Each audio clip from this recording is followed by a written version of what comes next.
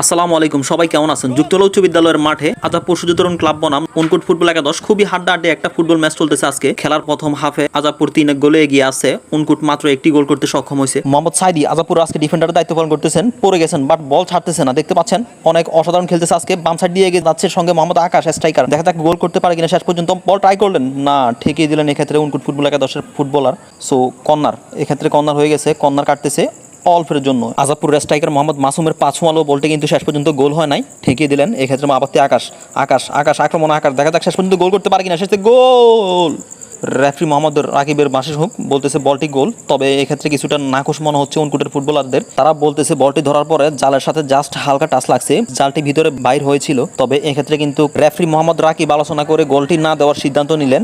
আজকের ম্যাচের বাম পাশে মাত্র একটা গ্যালারিতে দর্শক দেখতে পাচ্ছি আমরা ভরপুর। মোহাম্মদ ইব্রাহিম, বয়েজ অফ ফরান, সাইফুল, মোহাম্মদ ফারুক দেখতে পাচ্ছেন। সেই সাথে বলতে না বলতে গোল। ক্যামেরার অ্যাঙ্গেল ঘুরাতে না ঘুরাতে কিন্তু একটি গোল হয়ে গেল আজাদপুরের পক্ষে। আজাদপুর অলরেডি 4-1 গোলে এগিয়ে আছে। কর্নার কাটতেছে উনকুট ফুটবল একাদশ, দেখতে পাচ্ছেন বল মারলেন, জাস্ট ফিনিশিং এর অভাব। গোলকিপারের বাম পাশ দিয়ে 5 বলে কিন্তু একটি গোল দেখা পেত উনকুট ফুটবল একাদশ। তারা ভালো খেলতেছে, জাস্ট ফিনিশিং এর অভাব। নিজেদের ডি বক্সের ভিতরে এত পরিমাণ বল কাটতেছে উনকুট ফুটবল একাদশ, এমনিতে তারা চাপের মধ্যে আছে। মোহাম্মদ আকাশের পায়ে বল, বুলেট শুট, সেটাতে গোল। দেখতে পাচ্ছেন চোখের পলক ফেলার আগে স্ট্রাইকার মোহাম্মদ আকাশের পা থেকে অসাধারণ একটি গোল, জাস্ট বুলেট শুটে গোল করছে মোহাম্মদ আকাশ। দেখতে পাচ্ছেন smiling Azadpur football captain Mohammad ফারুকের আমাদের হাত দিয়ে ইশারা করতে দেখাচ্ছে। অলরেডি 5 থেকে 6টি গোল হয়ে গেছে, মেবি কিছুটা ব্যাক ফুটে চলে গেছে উনকুট ফুটবল একাদশ। তবে এক্ষেত্রে তারা যদি এখন কয়েকটা গোল দিতে পারে তাহলে অন্তত কিছুটা সম্মান নিয়ে ফিরতে পারবে। তাদের ডিফেন্ডারের কাছ থেকে বল ছিনিয়ে নিয়ে কিন্তু বল ট্রাই করতেছে, দেখতে পাচ্ছেন।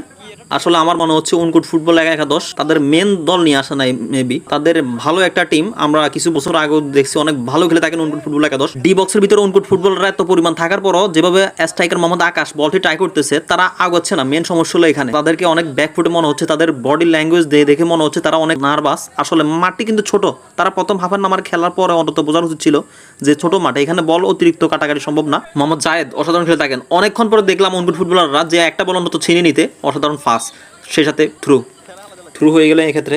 তবে তাদের ফার্স্টটা কিন্তু অনেক সুন্দর ছিল। মোহাম্মদ ফারুক থেকে মোহাম্মদ মাসুম থেকে মোহাম্মদ জায়েদ থেকে আলমগীর থেকে আকাশ, অসাধারণ ফাসিং দেখতে পাচ্ছে আজাদপুর ফুটবল একাদশের কাছ থেকে।